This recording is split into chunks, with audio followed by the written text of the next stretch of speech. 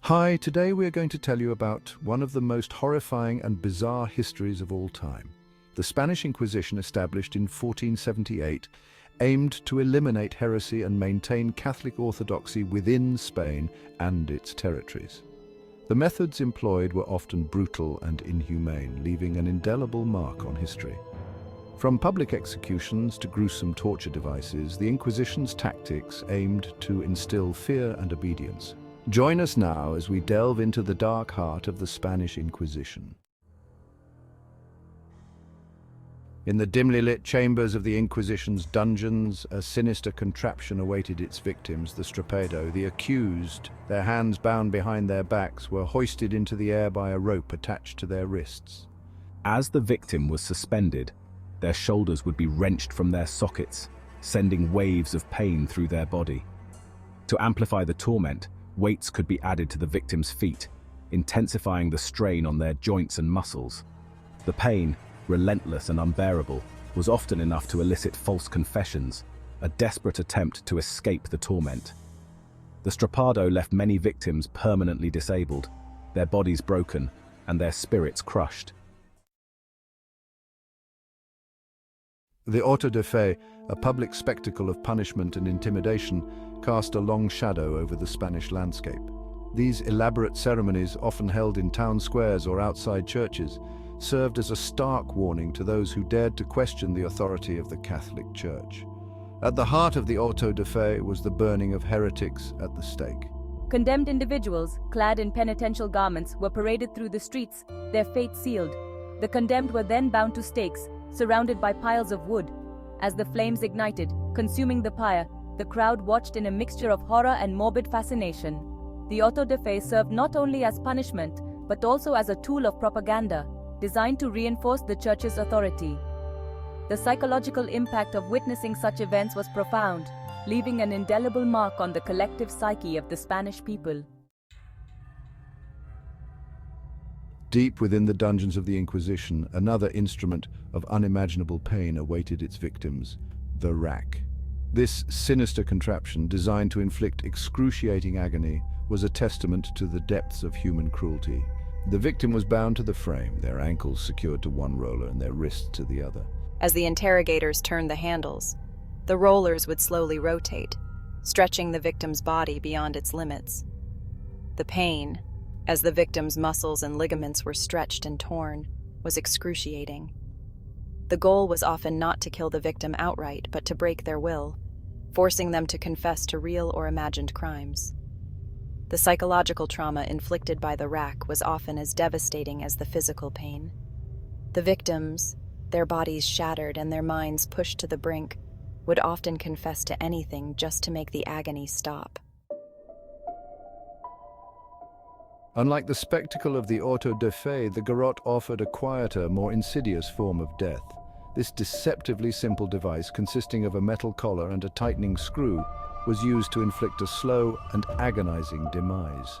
The victim, seated and restrained, would have the collar placed around their neck. With each turn of the screw, the collar would tighten, slowly crushing the victim's windpipe and constricting blood flow to the brain. The silence of the garrote was perhaps its most unnerving aspect. There were no roaring flames, no screams, just the victim's labored gasps for air as life slowly ebbed away. The garrote, a chilling symbol of the Inquisition's ruthlessness, served as a grim reminder of the price of defiance. Water, the essence of life, was twisted into a tool of torment by the hands of the Inquisitors. Water torture, a method designed to inflict both physical and psychological suffering, exploited the body's natural responses to survive. One of the most common methods involved forcing the victim to ingest large quantities of water in a short period.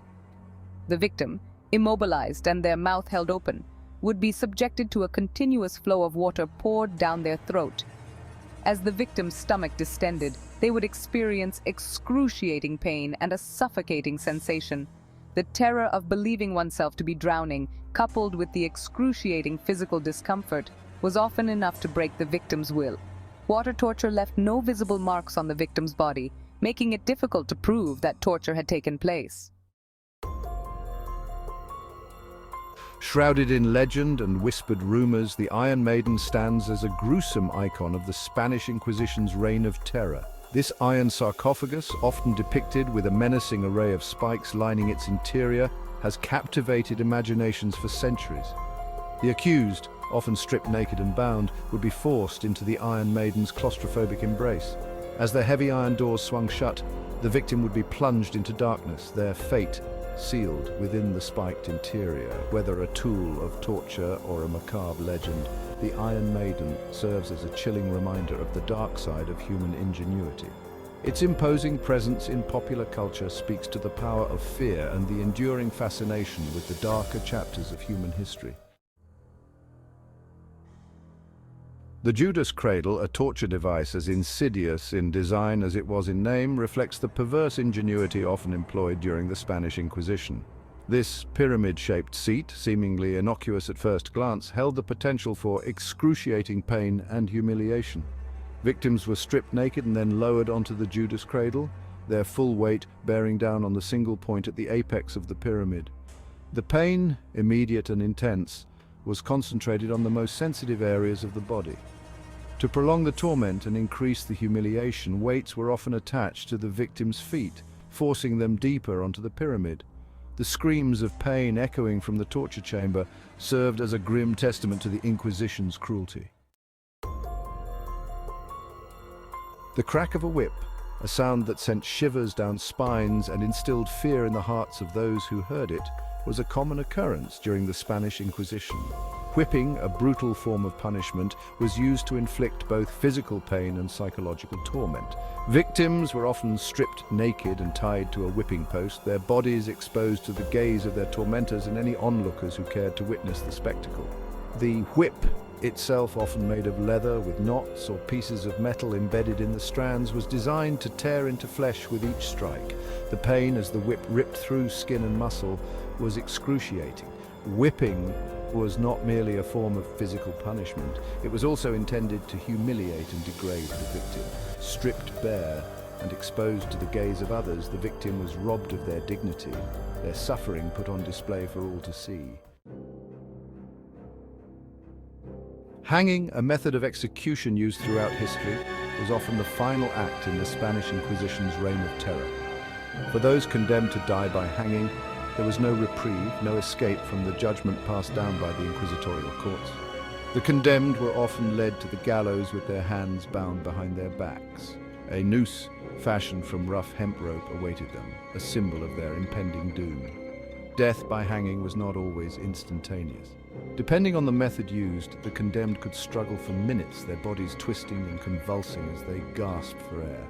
For some, hanging was a merciful end to the torture they had endured at the hands of the Inquisition. Regardless of the individual circumstances, the shadow of the gallows loomed large over the Spanish Inquisition, a constant reminder of the ultimate price of heresy. The horrors of the Spanish Inquisition were not confined to physical torture. The inquisitors, masters of manipulation and coercion, were well versed in the art of psychological torment. Solitary confinement, a method used to isolate and disorient victims, was a common tactic. The accused, deprived of human contact and sensory stimulation, would find their minds unraveling in the darkness and silence. Threats against family members were another effective tool of psychological torture. The accused, desperate to protect their families, would often confess to anything, hoping to spare their loved ones from a similar fate.